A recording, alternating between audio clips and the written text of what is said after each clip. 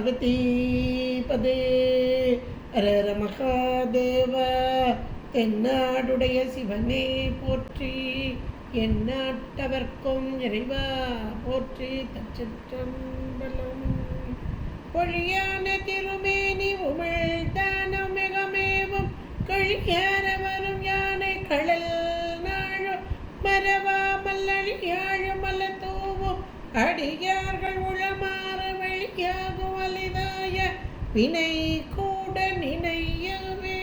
தச்சிற்றம்பலம்.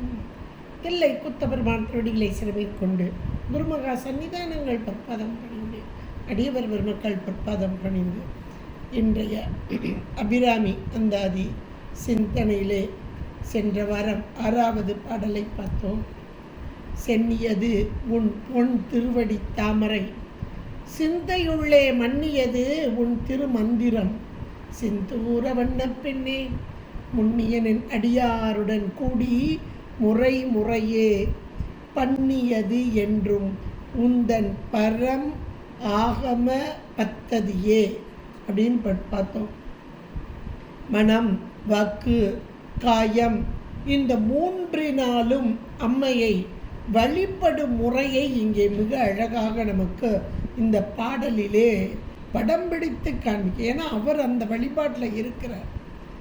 சதா காலமும் மனதிற்குள்ளேயே நினைந்து உருகி இருக்கும் இந்த அடியார், அந்த அடியார்களோடு கூடியிருக்கும் அந்த நிலையையும் எடுத்து சொல்கிறார்.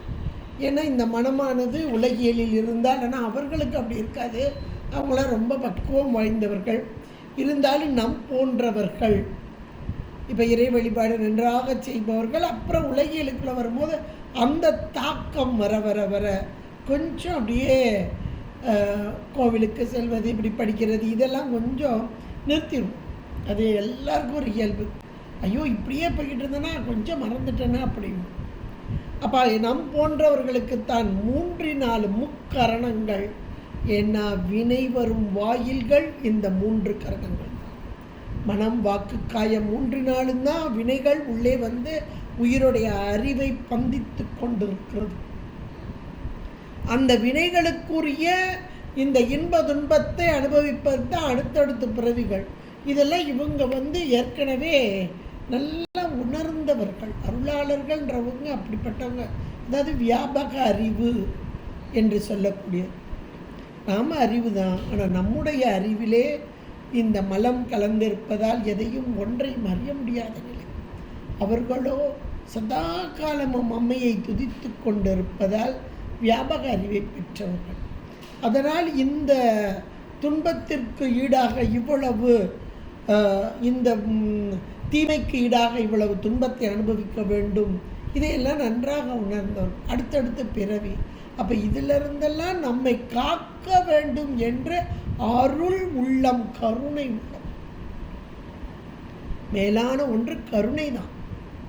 அந்த கருணையினால்தான் இந்த பதிகங்கள், பாடல்களை எல்லாம் நமக்கு தந்திருக்காங்க. இப்படி வழிபாடு செய்யுங்கள். அதனால் இந்த வினை தாக்கம், இந்த துன்பத்திலிருந்து நாம் மீண்டு வரலாம். இப்போ கூட நிறைய பேர் அபிராமி அந்தாதி புத்தகம் வச்சுருப்பீங்க. அதில் பார்த்தீங்கன்னா இந்த பாடலை படித்தால் இன்ன பலன் அப்படின்னு இருக்கும். நிறைய பேருடைய புத்தகங்களில் இருக்குது. அதுக்காகவே அந்த பலன் கருதி பாடக்கூடியவர்களும் இருக்கிறாங்க. எப்படி படித்தாலும் அதுக்குரிய பலன் உண்டு.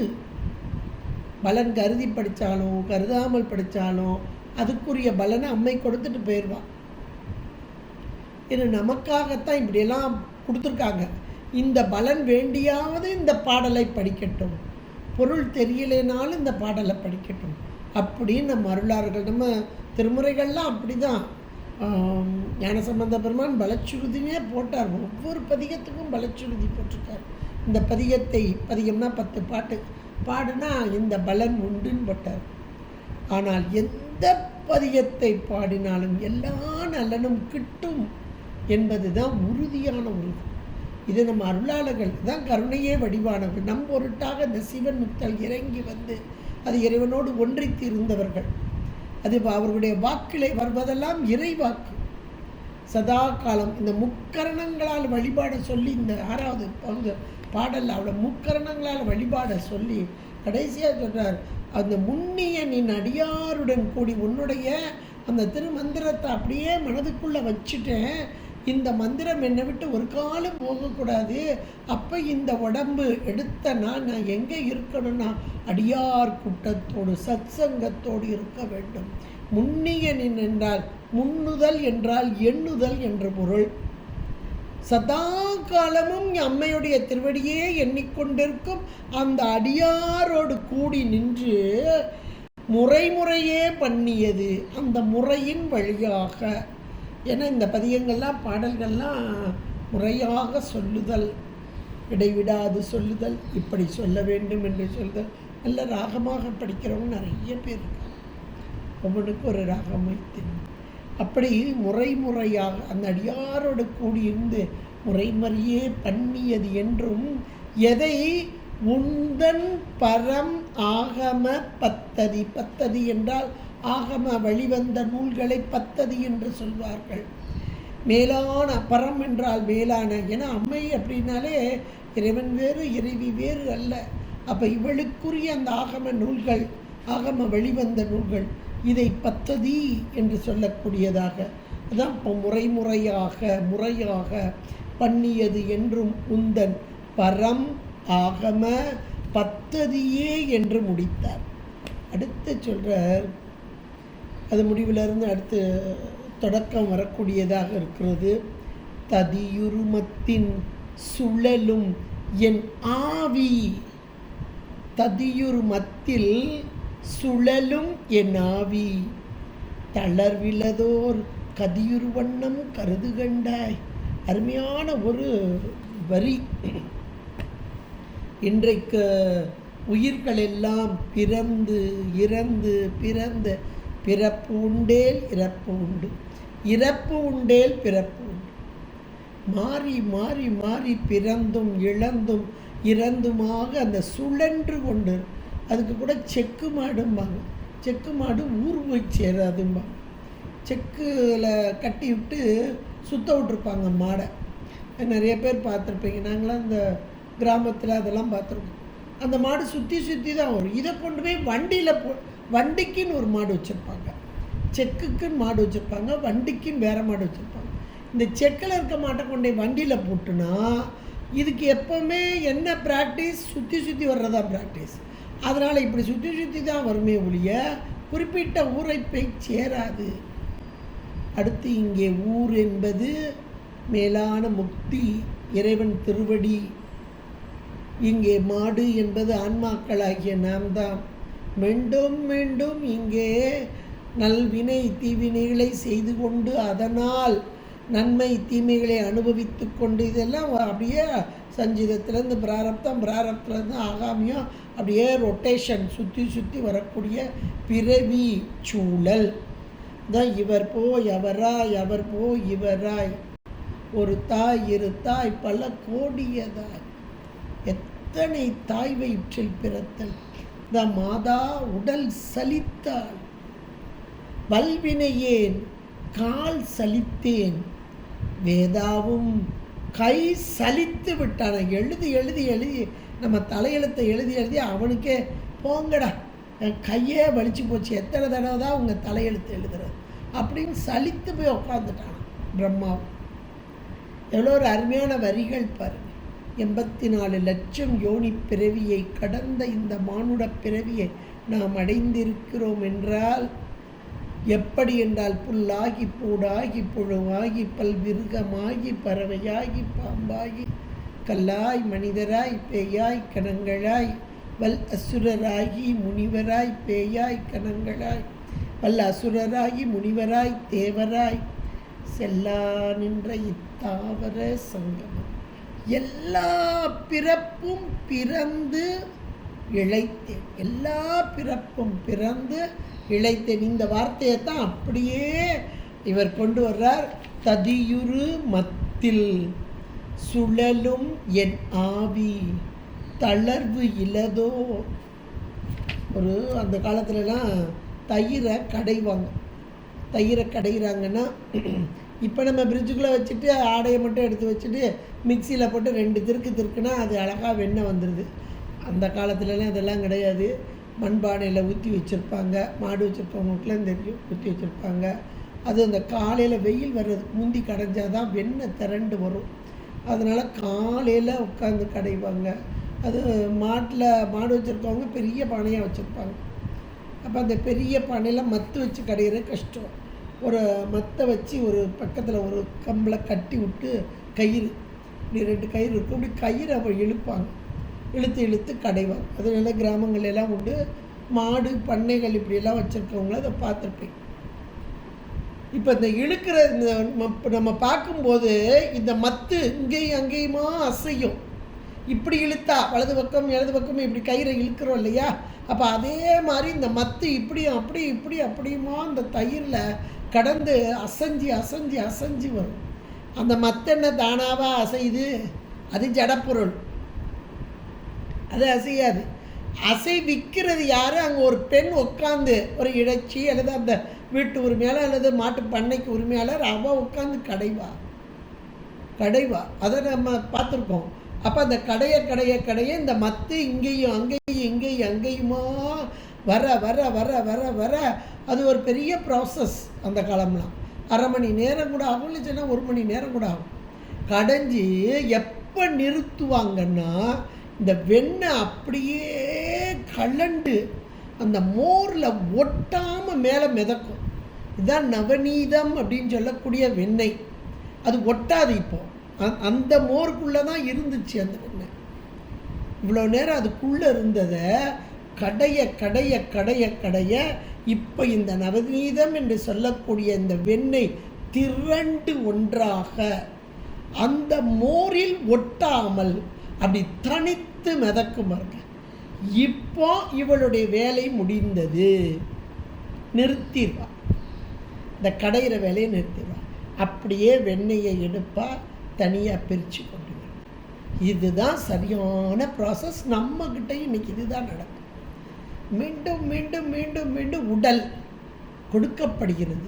படைத்தல், அந்த உடம்புக்குரிய காத்தல் இவ்வளோ காலம், அப்புறம் அதை ஒடுக்குதல், இந்த இடைப்பட்ட காலத்தில் மறைத்தல், அப்புறம் கடைசியாக இவ்வளவு ப்ராசஸ். 5 தொழில். இதை செய்பவள் யார்? அம்மை. இறைவனுடைய ஆற்றல், ஞானமே வடிவான பரம்பொருளான இறைவனுடைய ஆற்றல் தான் இங்கே செயல்பட. எப்படி ஒரு தயிரில் அப்படி கடைஞ்சி வெண்ணெய் வரும் வரைக்கும் எடுத்துக்கொண்டு இருக்கிறாளோ ஒரு பெண்மணி, அதுபோல இந்த ஆன்மா இந்த உலகோடு ஒட்டாமல், உலகம் எனக்குரியது அல்ல, இந்த உடம்பு எனக்குரியது அல்ல என்று அதனுடைய அறிவாகிய நவநீதம் அப்படியே மிதந்து நிற்கணும்.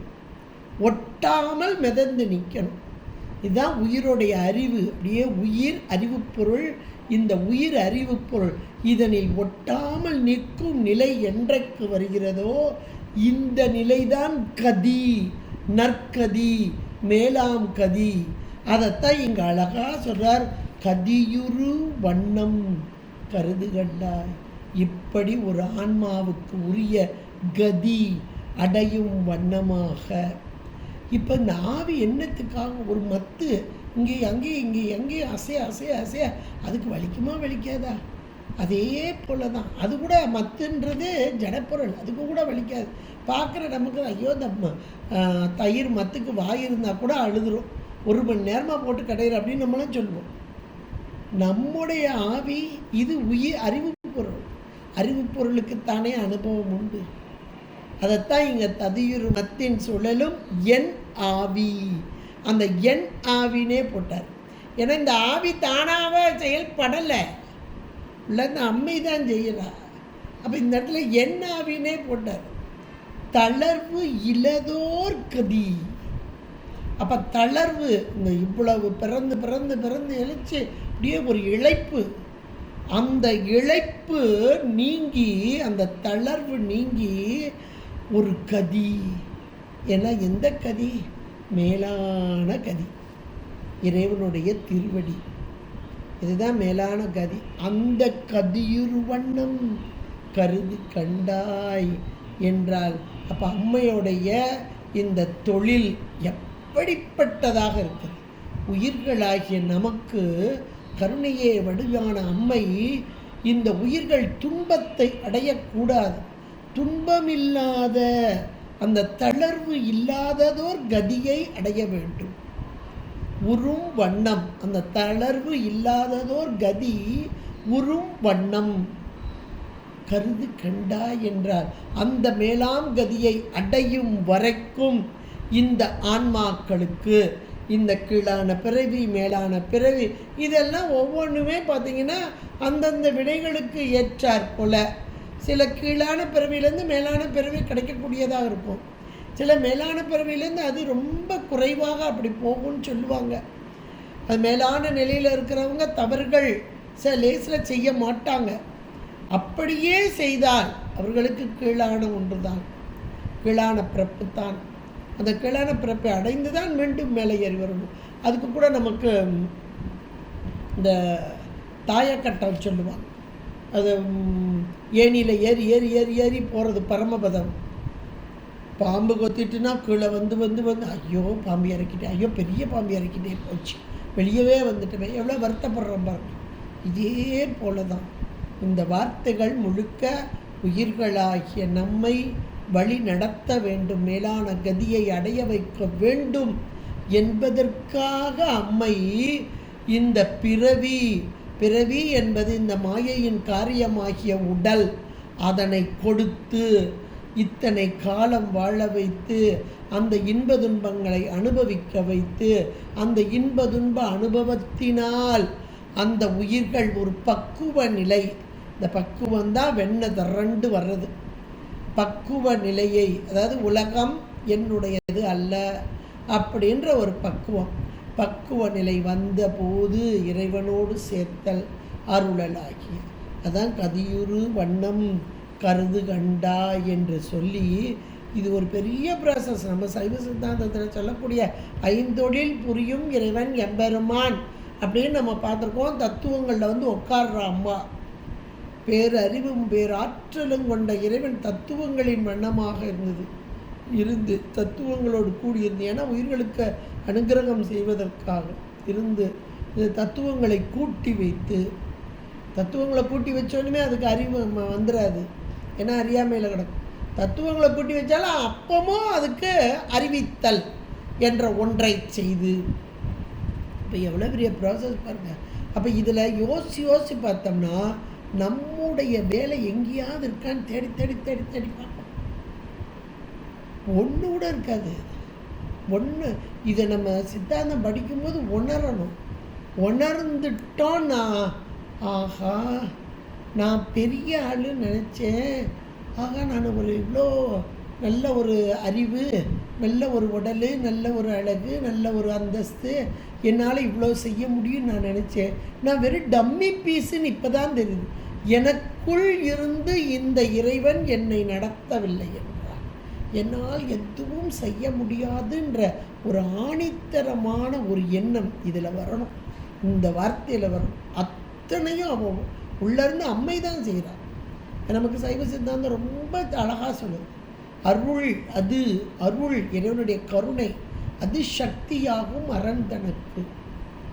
அப்போ அந்த இறைவனுடைய ஆணையின் வண்ணமாக அம்மை செயல்பட்டு கொண்டு இருக்கிறார். எதற்கு? இந்த ஆன்மாக்களாகி நாம் கதி உற வேண்டும், நற்கதி, மேலாம் கதி, இறைவனை அடைய வேண்டும். அதற்காக, இப்படி அடைவதற்காக அவள் எப்படி செய்கிறார்? முதல்ல இந்த ததியுரு மத்தின் அப்படின்னு போட்டார், இது போல அப்படின்னு போட்டார். அப்படிப்பட்ட அம்மை இந்த நடத்துதல் அப்படின்றது 5 தொழிலை நடத்துதல். இப்போ இந்த 5 தொழிலை எப்படி நடத்துகிறா? ஏன்னா இவளுடைய பெருமைகளைத்தானே வரிசையாக பட்டியல் போட்டுக்கிட்டு வர்றார். அப்போ அந்த 5 தொழிலையும் நடத்தும் போது அம்மை எப்படி நடத்துகிறாள் என்பதை அடுத்த வரியில் ரொம்ப அழகாக சொல்கிறார். அடுத்த வரியில் கமலாலயன், கமலம் அயன், கமலம் என்றால் தாமரை மலரின் மீது விற்றிருக்கும் அந்த பிரம்மா, அயன் என்றால் பிரம்மா, கமலாலயனும் மதி உரு வேணி, வேணி என்றால் கற்றை சடை, வாச்சடை வேணி. அங்கே மதி, மதி என்றால் அங்கே சந்திரனை கொண்ட இளமதி சூடிய இறைவன் எம்பெருமான். அதான் மதி உரு வேணி, வேணி என்றால் கற்றைச்சிலை. அப்போ தாமரை மலரின் மீது விற்றிருக்கும் பிரம்மா மதியுரு வேணி மகிழ்நன். நல்ல வார்த்தை, இது ஒரு அருமையான வார்த்தை. மதியுரு வேணி மகிழ்நன். மகிழ்நன் என்றால் கணவன், கணவனாக வருபவன். இப்போ முதல்ல பிரம்மா இவ எப்படி 5 தொழில் செய்கிறார், இந்த உயிர்களுக்காக 5 தொழிலையும் செய்யக்கூடியவளாக வர்றா. அப்போ 5 தொழில் செய்ய வரும்போது அம்மை எப்படி வர்றான்னா, நாம் சாதாரணமாக வீட்டில் இருக்கும்போது நமக்கு உதவிக்காக ஒன்றும் உடம்பு முடியலை, கொஞ்சம் வசதி இருக்குது அப்படின்னா ஒவ்வொரு வேலைக்கும் ஒரு ஆளை போட்டு செய்வோம் பாருங்க. அது போல் அம்மையுடைய இங்கே பிரவாகம் அவளுடைய பெருமைகளைத்தானே பட்டியல் போடுறார். அப்போ அவளுடைய பெருமை எப்படிப்பட்டது, இவ தான் செயல்படுறா, ஆனால் ஒரு ஆளை வச்சு செய்கிறார். அந்த ஆளு சாதாரணமான ஆள்கள் இல்லை. எப்படிப்பட்டவர்கள், ஒரு பிரம்மன் என்றால் ஒரு பதவி, பிரம்மன் என்றால் ஒரு பதவி. யார் இவ்வளவு காலம் இந்த யாகத்தை நடத்தி, இவ்வளவு யாகம் நடத்தணும், அப்புறம் 4 வேதங்களையும் பாராயணம் செய்து சொல்ல வேண்டும். நல்ல வேத பாராயணம் செய்தும் இவ்வளவு வேள்விகள் நடத்தியும் அந்த தவத்தில் சிறந்த ஒருவனுக்கு பிரம்மன் என்ற ஒரு பதவி. ஒரு காலத்தில் தக்கன் பிரம்மனாக இருந்தார். அந்த பிரம்மனுடைய வேலை என்ன அப்படின்னா, இறைவனின் ஆணை, அம்மையின் ஆணை தான், இறைவன் தான் அம்மைக்கு ஒப்படைச்சிட்டார் இல்லையா. இப்போ அந்த அம்மையின் ஆணையின் வண்ணமாக படைத்தல் தொழிலை செய்தல். படைத்தல் தொழில் நமக்குலாம் ஈஸியாக தெரியும், என்ன இந்த உலகம் மாயையிலேருந்து படைத்தார் அப்படின்ட்டு போயிடுவோம். பிரம்மா ஒரு தடவை எல்லாவற்றையும் சாமி ஒடுக்கிட்டார். ஒடுக்கிட்டு மீண்டும் பார்த்தாரா, அந்த உயிர்களுடைய தலையிலெல்லாம் அவ்வளவு வினை மூட்டைகள். ஐயோ பாவம், இவ்வளவு வினை மூட்டைகளோடு இருக்கே. அப்போ இதுக்கு மீண்டும் உற்பவம், அதாவது உடல் கொடுத்து இந்த வினைகளை எல்லாம் கழிக்கணும். அதுக்காக இப்போ பிரம்மாவோட எப்பா இந்த உலகத்தை படைச்சி இந்த உயிர்களுக்கெல்லாம் உடம்பை கொடு அப்படின்னாரு. பிரம்மாவுக்கு முதல்ல ரொம்ப சந்தோஷம், ஆஹா நமக்கு நல்ல ஒரு போஸ்டிங் சாமியே கொடுத்துட்டார் அப்படின்னு ரொம்ப சந்தோஷம். நாமளாக இருந்தால் சில நேரங்களில் ஏதாவது நமக்கு ஒரு முக்கியமான போஸ்டிங் கிடைச்சா, சரியான போஸ்டிங் கொடுத்துருக்காங்கப்பா அப்படின்னு ரொம்ப சந்தோஷப்படுவோம். ஆனால் அந்த வேலை செய்யும்போது தான் என்ன கஷ்டன்றது செய்தவர்களுக்கு நல்லா தெரியும். பொறுப்பான வேலை, அது சாதாரணமானதெல்லாம் இல்லை, பொறுப்பான வேலையை செய்யும்போது. அப்போ அந்த பொறுப்பான வேலை பிரம்மா பார்த்தா அவ்வளோ பேர் தலையில் இருக்கிற வினை. ஏன்னா ஒருத்தருடைய வினை இன்னொரு ஆளுக்கு போயிடக்கூடாது. அந்தந்த வினைக்கு தகுந்தாற் போல் உடம்பை கொடுக்கணும், ஒன்று கூட மாறிடக்கூடாது. அந்தந்த உலகம் கொடுக்கணும். எத்தனையோ புவனங்கள் இருக்குது, இது இந்த புவனத்தில் இருக்கணும், இது இந்த புவனத்தில், இது இவ்வளோ வினை இருக்குது, இந்த புவனத்தில் இருக்கணும், இவ்வளோ காலம் இருக்கணும், இதெல்லாம் ஃபிக்ஸ் பண்ணி தான் அனுப்புகிறார் பிரம்மா. அப்போது ஆகா, கோடி கோடி கணக்கில் இருக்க உயிர்கள், ஒவ்வொரு தலையில் இருக்கக்கூடிய வினை மூட்டைகள், இவ்வளவுக்கு உடம்பு கொடுக்கணும்னா சாமி என்னால் முடியாதுப்பா அப்படியே தள்ளண்டு போய் உட்காந்துட்டாராம். என்னால் முடியாதுப்பா சாமின்னு உட்காந்துட்டாராம் சாமியோட திருவடி. சாமி பார்த்தார், சரி போ பிரம்மபுரத்தில் அங்கே சீர்காழி, அங்கே போய் வழிபாடு செய் என்று சொல்ல, இந்த சீர்காழியில் வந்து சிவலிங்கம் அமைத்து வழிபட்ட பிரம்மன். அதனால தான் அதுக்கு பிரம்மபுரம் என்றே பெயர். வழிபட்டு அந்த பேரு பெற்றான். அதன் பின்பாக அப்போ அந்த வழிபாடு, அந்த தவம், இந்த இடத்துல சிவ பூஜை தவம் செய்ததால் இந்த உடல் கொடுக்கும் ஒவ்வொரு உயிர்களுக்கும். அப்போ எத்தனை, ஒரு அறிவுலேருந்து 6 அறிவு, அப்புறம் அதுகளுக்கு தகுந்த உலகம். அது இவ்வளவு, இந்தந்த உடல் இந்தந்த இவ்வளவு காலம் இந்த உலகத்தில் இப்படி விடைகளோடு இன்ப துன்பத்தை அனுபவிக்க வேண்டும். எல்லாத்தையும் எழுதி அந்தந்த தலையில் எழுதி, பிரம்மாவுடைய எழுத்து இது எழுதும்போதே சாமி ஒரு கணக்கு சொல்வார், ஏய் நிறுத்து, இந்த தலையில் இதை எழுதாத அப்படின்ட்டு வரோம். அப்போ நிறுத்திடணும். அப்போ இவன் கணக்குப்படி வராது, சாமி சொல்கிற கணக்கில் தான் வரும். அப்போ இந்த இடத்துல அம்மை தான் இத்தனைக்கும் இந்த பிரம்மாவை அதிர்ஷ்டித்து நின்று எல்லா வேதங்களை நன்றாக உணர்ந்த பிரம்மா தாமரை மலரின் மீது விற்றிருக்கும் கமல அயனும் கமலாலயன் இந்த பிரம்மாவை அதிர்ஷ்டித்து நின்று இந்த உயிர்களுக்குரிய உடல், உலகம், இன்ப துன்ப அனுபவம் அத்தனையும் கொடுக்கிறாள் அம்மை. கொடுப்பவள் அம்மை. பிரம்மாக்கெல்லாம் அந்த அதிகாரம் கிடையாது. இவர் செய்கிறார், இந்த வேலையை செய்கிறார், கீழே நின்று செய்கிறார், மேலே நின்று ஆணையிடுறவர் அம்மை தான். இது நான் அடுத்த பாடல்லாம் நல்லா புரிஞ்சுக்கலாம், அடுத்தடுத்து வர்ற பாடல்ல. ஏன்னா இந்த பிரம்மன் கமலாலயன் இப்போ அம்மையை வணங்குறாங்க. யாரெல்லாம் வணங்குறான்னு இந்த பட்டியல் போடுறார். இந்த அம்மை தான் இந்த உயிர்களாகிய நமக்கெல்லாம் கதி கிடைக்கும் வண்ணமாக இந்த ஆவி அப்படியே தளண்டு போயிருக்கு. அந்த தளர்வு நீங்கி உயர்ந்த மேலான கதி உறும் வண்ணமாக இங்கே ஐந்தொழில் புரிய வருகிறாள்.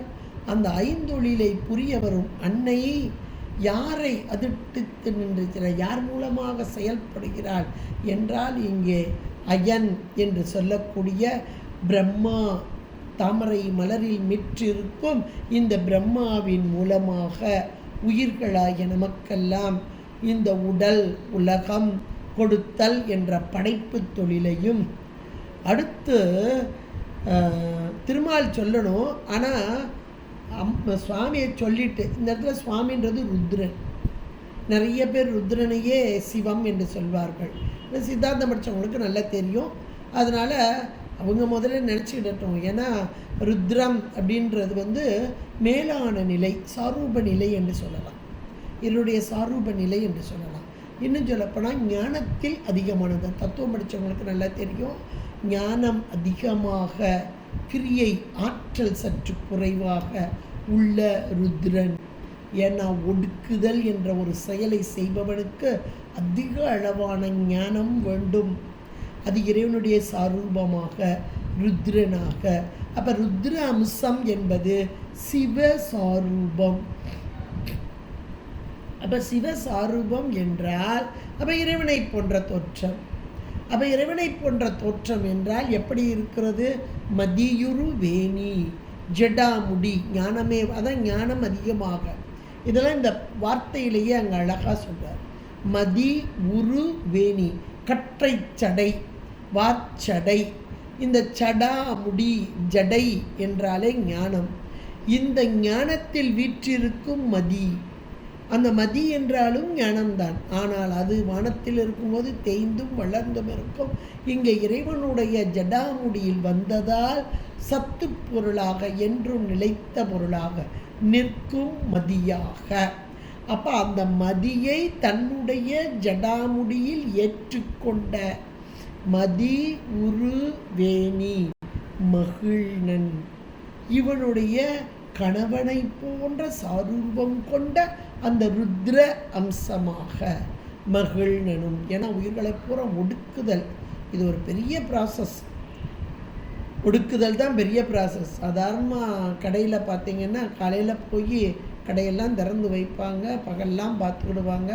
அப்புறம் ராத்திரி கணக்கு பார்த்து எல்லாத்தையும் எடுத்து வச்சு இவ்வளோ ஸ்டாக் இருக்குது, இவ்வளோ விற்று இருக்குது, இவ்வளோ வருமானம் வந்திருக்கு அப்படின்ற ஒரு கணக்கு பார்க்குறோம். ஒன்று முதலாளியாக இருக்கணும், இல்லை முதலாளிக்கு பிள்ளையாக இருக்கும், அந்த நெருங்கிய உறவுக்கு.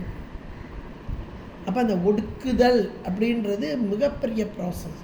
இந்த இடத்துல மதியுரு வேணி மகிழ்நனும் அப்போ முதல்ல கமலாலயன், அடுத்து மதியுரு வேணி மகிழ்நன், அடுத்து மால், திருமால்.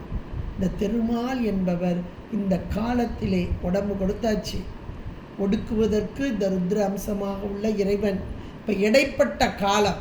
அப்போ இடைப்பட்ட காலம் என்பது இவ்வளவு காலம் இந்த உடலோடு, இந்த இன்ப துன்ப அனுபவங்களோடு இந்த உலகத்திலே உழல வேண்டும், இத்தனை உறவுகளோடு உழல வேண்டும் என்பதுதான் கணக்கு. இதுதான் தலையில் எழுதுகிற கணக்கு. இதை செய்கிறவ அம்மைதான், இதை செய்கிறவ அம்மைதான். ஆனால் இவர்கள் மூலமாக செயல்படுத்தி கொண்டிருக்கிறார். அப்போ காத்தல் தொழில் அப்போ இவ்வளோ காலம் அந்த உடம்பு இருக்கணும் இல்லையா, டிஸ்போஸ் ஆகிடக்கூடாது. நாமளாக டிஸ்போஸ் பண்ணுறதுக்கு நமக்கு அதிகாரம் கிடையாது. அது சொல்லுவாங்க தற்கொலை போயிட்டாங்க, அங்கே போயிட்டாங்க அப்படின்னு. அதுவும் வினை பயனே, அதுவும் வினை பயனே. அப்போ நம்முடைய செயல் என்பது எதுவுமே இதில் கிடையாது. எல்லாம் இறை செயல், அம்மையின் செயலாக. அந்த அம்மைதான் இங்கே இவர்களை அதிட்டித்து நின்று இந்த கமலாலயனும் மதியூர் வேணி மகிழ்டனும் மாலும் இவர்களெல்லாம் எங்கே வணங்கியிருக்கா, அம்மையை வணங்கி இருக்கிறார்களாம். வணங்கி என்றும் துதியுறு சேவடியாய் அம்மையுடைய திருவடியை வணங்கி நிற்கிறார்களாம் சதா காலமும். அதாவது அம்மையை வணங்குதுன்னு சொல்லலாம், 33 தேவர்களும் அம்மையை வணங்குகிறார்கள் அப்படின்னு வரும் ஒவ்வொரு இடத்துலையும். சகஸ்ர நாமத்திலே அப்படி தான் வருது. இப்போ இந்த இடத்துல இந்த 3 பேரை சொல்லியிருக்காங்க. ஏன்னா இந்த தேவர்களிலே மேலானவர்கள் இவர்கள். ஞானசம்பந்த பெருமாள் இந்த 2 பேரை ஏன் சொன்னாங்கன்னா, பிரம்மாவையும் திருமாலையும் அடிமுடி அவர்களால் காண முடியலைன்னு சொல்லுவார். அதுக்கு காரணம் மேலான தவத்தை செய்து அந்த பதவியை பெற்றும் அவர்களால் காண முடியும். அதுதான் அதனுடைய முக்கியமான அர்த்தம். இவ்வளவு உயர்ந்த நிலை வந்தும் அவர்களால் அந்த இறைவனை அடைய முடியவில்லை. இப்போ இவர்கள் வணங்கி கொண்டே இருக்கிறார்கள். எதுக்காக வணங்குகிறார்கள்? நம்ம அப்போதே பார்த்தோம், இந்த பிரம்மா அப்படியே உட்கார்ந்துட்டார். ஆஹா, இவ்வளோ உயிர்களுக்கும் எப்படி உடம்பு கொடுக்குறது? அப்போ தானே இறைவன் இங்கே வழிபாடுன்னு சொன்னார். இப்போ இந்த உயிர்களுக்கெல்லாம் அடுத்து அடுத்து அடுத்து அடுத்து உடல் கொடுக்கணும். அப்போ அம்மையை வணங்கி அவளுடைய கருணை அருள் அதை பெற்றால் அன்றி இந்த உயிர்களுக்கு உடம்பு கொடுக்க முடியாது, கொடுத்த உடம்பை பாதுகாக்க முடியாது, ஒடுக்க முடியாது. அத்தனைக்கும் காரணம் அம்மைதான். இவ தானே நின்று செய்கிறார். இவ இங்கே சொல்லலைன்னா இங்கே எந்த வேலையும் நடக்காது.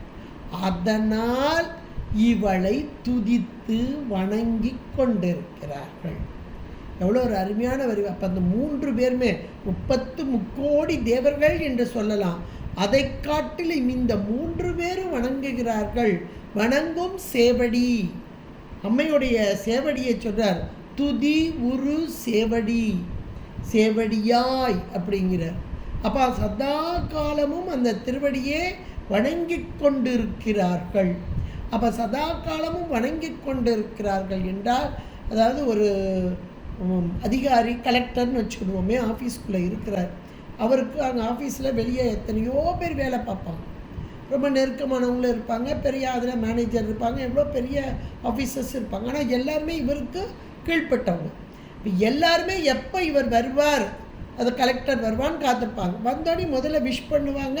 அதுக்கப்புறம் அவங்கவுங்களுக்குரிய கோப்புகளில் கையெழுத்து வாங்கணும். வரிசையாக நின்று தான் அவங்களுமே வாங்க முடியும். இது எல்லாமே சாதாரணமான ஒரு ஆஃபீஸில் நம்ம பார்க்குறோம். ஒரு அதிகாரி, பெரிய அதிகாரினா சாதாரணமான உலகியல் நிகழ்விலேயே ஒரு பெரிய அதிகாரியை அண்டி நிற்கக்கூடிய இந்த அலுவலர்கள், அது மேலான அலுவலர்கள் இருக்கலாம், கீழான அலுவலர்கள் இருக்கலாம், அவங்கவுங்களுக்குரிய கோப்புகள் அதிலெல்லாம் கையெழுத்து போடணும். அதுக்காக காத்துக்கிட்டு இருப்பாங்க. அதே போல் இவர்களுக்குரிய டிபார்ட்மெண்ட், 3 டிபார்ட்மெண்ட் இருக்கு இல்லையா, படைத்தல், காத்தல், அழித்தல்ன்ற 3 டிபார்ட்மெண்ட். எத்தனை உயிர்கள், அவ்வளவுக்கு உடம்பு கொடுக்கணும், கொடுத்த உடம்பை பாதுகாக்கணும், அப்புறம் அதை ஒடுக்கணும். எவ்வளோ பெரிய ப்ராசஸ் இது. அப்போ இதையெல்லாம் செய்வதற்கு அம்மையின் அனுமதியும் அவளுடைய அருளையும் பெறுவதற்காக சதா காலமும் அம்மையுடைய திருவடி, திருவடி என்பது திருவருள் ஞானம். அந்த ஞானம் அம்மையுடைய ஞானம் அது இங்கே பதிவு கிடைத்தால்தான் இவர்கள் இந்த தொழிலை செய்ய முடியும். அதுக்காக நாம அந்த திருவடியைத்தானே வணங்குறோம். ஆனால் அவங்க அந்த தொழிலை செய்து அந்த பதவியை தக்க வைத்து கொள்ள வேண்டும் என்று அங்கே வணங்குகிறார்கள். ஆனால் அடியார்கள் எதை நிற்கிறார்கள்? அவங்களுக்கு பதவியாக வேணும். அம்மா ஒன்றுமே வேண்டாம். இப்போ அபிராமி பட்டர் அவர் எதை கேட்டார்? அம்மையிட்ட எதை கேட்டார்? எதை கேட்டாலும் கொடுத்துருப்பா. எதுவும் கேட்கல. நீ மட்டுமே அவளுடைய அப்படியே உருவகத்தை உள்ளுக்குள்ளே கொண்டு வந்தார். அதுவும் அந்த உருவகமும் ஒளிக்கற்றையாக ஞானமே வடிவான அந்த நிலை. இப்போ இந்த அடுத்த வரி கூட அதுதான் வருது. சதா காலமும் அந்த நிலையை உள்ளே வைத்து வணங்கி கொண்டு இருத்தல், அதில் வர்ற இன்பத்தை அனுபவித்த பெருமக்கள். அவ்வளோதான். சதா காலமும் உள்ள வச்சு வணங்கிட்டாங்க அப்படின்னா அதில் வர்ற இன்பத்தை அனுபவித்தவர்கள் வேறு எந்த இன்பத்தையும் நாட மாட்டார்கள். ஏனென்றால் அந்த இன்பம் தரும், அந்த இறை வழிபாட்டிலே தரக்கூடிய இன்பம், அதாவது உள்ளுக்குள் வைத்து. இப்போ மனதுன்றது நமக்கு தெரியுது, அது கரணங்கள் தான். மனதில் வைத்து பூஜித்தல் நம்ம சொல்கிறோம். ஏன்னா நமக்கு இந்த அந்த கரணங்களை விட்டால் உயிருடைய அறிவு அதில் வைத்து வழிபடுதல் என்பதெல்லாம் நமக்கு இப்போதைக்கு புலப்படாது. ஆனால் இந்த அருளாளர்கள் உயிர் அறிவிலே பதிய வைத்து, அந்த உயிர் தானே அனுபவிக்கிற பொருள். இப்போ ஒரு பழம் சாப்பிட்றோன்னா ஆகா என்ன ருசின்னா உயிர் தான் அனுபவிக்குது. நாவின் மூலமாக இந்த சுவையை அனுபவிப்பது உயிர். அப்போ அந்த உயிர் அறிவிலேயே பதிய வைத்து அந்த உயிர் ஆனந்த நிலையை, அந்த ஆனந்த பரவசத்தில் இவர்கள் இருப்பார். நமக்கு இப்போ சகல நிலையில் இந்த ஆணவ மலத்தோடு கூடிய நமக்கு புரியாது தெரியாது. ஆனால் இந்த நூல்கள்லாம் அவங்க சொல்லி இருக்கிறது மூலமாக ஓரளவு ஆகா அவங்க என்ன நிலையில் இருக்கிறாங்க. நாம் இந்த மனதின் காரியமாக மனதுக்குள்ளே வச்சு பூஜித்தல் சாதாரண சொல்லும் போதே அப்படி தான் சொல்லுவாங்க. மனதுக்குள்ளேயே வச்சு பூஜிக்கணும், மனதுக்குள்ளேயே வச்சு பூஜிக்கிற அம்பாளுடைய மனசை, அம்பாளுடைய உருவத்தை மனசுக்குள்ளே வச்சு தியானிப்பேன் அப்படின்னு நம்ம சொல்லுவோம். அப்போ மனது நமக்கு தெரிகிறது கரணங்களில் ஒன்றா. ஏன்னா அந்த மனது தான் அப்படியே படம் பிடிக்க கருவி. இப்போ கையில் செல்லு வச்சுக்கிட்டே செல்லை வச்சு ஃபோட்டோ எடுக்கிறோன்னு வைங்களேன். அதுபோல் இப்போ கண்ணுன்ற ஒன்று இந்த அப்படியே ஃபோட்டோ எடுத்து மனதில் கொண்டு பதிய வச்சது. அப்போ இப்போ மனசு நினச்சி பார்க்கும்போது ஆகா என்ன அழகு இன்னைக்கு அம்பாள், எவ்வளோ அலங்காரம் பண்ணியிருந்தாங்க, பார்த்துக்கிட்டே இருக்கலாம் போல இருந்தது. இப்படியெல்லாம் நம்ம நினைக்கிறோன்னா இந்த மனதில் அந்த பதிவு கண்ணென்ற கருவி மூலமாக மனதில் பதிதல். அப்போ மனதில் இருக்கிறது அப்படியே சிந்திச்சு சிந்தையில் கொண்டு வந்து வைக்கிறது. ஆனால் இவ்வளோத்தையும் நினச்சி அனுபவிக்கிற பொருள் உயிர் தான். அது நமக்கு தெரியாது, உயிருடைய அறிவு தான். அப்போ இவங்க நல்லா தெரிஞ்சவங்க உயிருடைய அறிவிலேயே அந்த அம்மையை இருத்தி அம்மையை வழிபட்டார்கள். எப்படி வழிபட்டால் திருவடியைத்தான் வழிபட்டார்கள். ஏனென்றால் இந்த திருவடி ஞானம்தான் மேலான திருவருள், எல்லா உயிர்களுக்கும் நன்மை செய்வது. இந்த திருவருள் ஞானம் இல்லையே மேலான கதியை அடைய முடியாது. இதை உணர்ந்தவர்கள் அவர்கள். அந்த மூன்று பேர் நன்றாக உணர்ந்தவர். அதனால் இங்கே துதியுறு சேவடியாய் சதா காலம் துதிக்கக்கூடிய திருவடியை உடைய அந்த அம்மை எப்படி இருக்கிறாளாம். இப்போ முதல்ல இருந்து பாட்டில் நீங்கள் ஒவ்வொரு நாளும் பார்த்த ஒவ்வொரு பாடல், இப்போ 7வது பாடல் வந்துட்டு இவர் முதல் பாடல்லையே சொல்லிட்டார். அம்மையை இவர் உள்ளுக்குள்ளே வச்சு சதாகாலம் பூஜிக்கிறவர். அப்போ உள்ளுக்குள்ளே இருக்க அம்மை முதல் வார்த்தையே வெளிவந்தது. உதிக்கின்ற செங்கதிர் என்று வந்தது. சிவந்த, அதுவும் இளம் சிவப்பு நிறம் கொண்ட அம்மையாக. அம்மையுடைய நிறம் போனதை கூட அவங்க சொன்னாங்க. அதுக்கு இந்த 50வது பாடல் அதில் நல்ல ஒரு விளக்கமாக வருது. நாயகி நான்முகி நாராயணி கை நளின பஞ்சன் வருது. ஒவ்வொரு நிறம், இந்த ஒவ்வொரு நிறம் என்பது எந்தெந்த ஆன்மாக்கள் எந்த பக்குவத்தில் இருக்கிறதோ அந்தந்த ஆன்மாக்களுக்கு அந்தந்த இடத்திலே அந்தந்த நிறமாக இருந்து அருள் பாலிக்கும் தன்மை. அது நம்ம ஆடல் வெள்ளான்ற புஸ்தகம் யார் வச்சுருந்தீங்கனாலும் படிங்க. இறைவனுடைய நடனமும் அதை போல ஒவ்வொரு இடத்துலையும் அதற்கு தகுந்தாற் போல அந்த லிங்கமும் அமைஞ்சிருக்கும். அப்படி கீழேருந்து அப்படி ஒன்றொன்னா வரும். இப்போ இந்த இவர் பார்க்குற இடம் எங்கே? இந்த மேலான சகசிர தலம், இது துவாதசாந்தம் அப்படின்னு சொல்லக்கூடியது. இந்த இடத்துல அம்மையை பார்க்குறார். அப்போ இந்த இடத்துல இருக்க அம்மையர் முதலே சொல்லிட்டாரு, உதிக்கின்ற செங்கதிர். அப்படியே இளம் சிவப்பு நிறம் அப்படின்ட்டார். ஏன் இளம் சிவப்பு நிறம் அப்படின்ட்டாருன்னா, இறைவன் வேறு இறைவி வேறு அல்ல, திருவருள் மயமாக இருக்கும். இந்த திருவருள் தான் அந்த சிவத்திட, ஏன்னா பேரானந்தம் கொடுக்கும் பொருள் அந்த சிவம். அது செம்மேனி அம்மான், சிவந்த நிறம் கொண்டது. இந்த சிவந்த நிறம் என்பது சத்து பொருள், என்றும் மாறாத தன்மை உடைய பொருள். என்றும், இதுதான் ரொம்ப ரொம்ப முக்கியம், என்றைக்கும் மாறாத சத்து தன்மை. இப்போ உயிர்கள் எப்படிப்பட்டது? சார்ந்ததன் வண்ணமாக, இங்கே சாரும்போது இது, இங்கே சாரும்போது இது, அப்படி மாறக்கூடியது. ஆனால் இறைவனோ எந்த காலத்திலும் மாறாத தன்மை. அந்த இறைவனின் அம்சமாக இருக்கும் அம்மை. ஆனால் உயிர்களுக்காக இறங்கி வரும்போது எந்த நிலையில் இந்த ஆன்மாக்களுடைய பக்குவம் இருக்கிறதோ, ஆன்ம அறிவு, அந்த அறிவுக்கு ஏற்றாற்போல அருள் செய்யும் நிலையிலே அம்மை ஒவ்வொரு பெயர், ஒவ்வொரு இடத்துலையும் பாருங்களேன், ஒவ்வொரு திருநாமம், ஒவ்வொரு ஸ்வரூபம். இன்னும் சொல்லப்போனால் முன்னாடி இருக்கிற வாகனம், நீங்கள் நிறைய கோவில்களுக்கு போங்க, முன்னாடி இருக்கிற வாகனத்தை வச்சு அம்மையுடைய நிலையை கண்டு கொள்ளலாம். சிம்ம வாகினியாக வருபவள், சிம்மத்தின் மீது ஏறி வருபவள். இது முதல் நிலையில் உள்ள சகலவர்க்க ஆன்மாக்களாகிய நாம் காடு போன்ற அடர்த்தியான இந்த உயிருடைய அறிவு. இந்த காட்டில் இருக்கிறது எது? மிருகங்கள். இந்த மிருகங்களை எல்லாம் அடக்கி ஆள்பவள் இவள், அந்த இருளை நீக்குபவள் இவள். அதனால் முதல் நிலையில் சிம்ம வாகனம் கொண்டவளா. இப்படி ஒன்றுனா வரும். வந்தனா நீங்கள் மேலான திருக்கோவில்கள்லாம் போய் பார்த்தீங்கன்னா முன்னாடி ரிஷப வாகனம், அம்மைக்கு முன்னாடி ரிஷப வாகனம் இருக்கும். நிறைய நம்ம சிவாலயங்களில் ரிஷப வாகனத்தை நீங்கள் பார்க்கலாம். அப்போ ரிஷப வாகனம் வந்து விட்டது என்றால் இவள் இறைவனின் கூறாக, செம்மை நிறம் கொண்டவளாக, அம்மையின் இறைவனின் ஒரு பாகத்தை விட்டு பிரியாதவளாக, அந்த இறைவனின் வடிவமாக, இறைவனின் குணமாக, கருணையே வடிவமாக இருக்கும் அம்மை என்பதை உணர்ந்து கொள்ளலாம். இதான் இறைவன் செம்மேனி அம்மான். இந்த அம்மை எப்படி இருக்கிறா?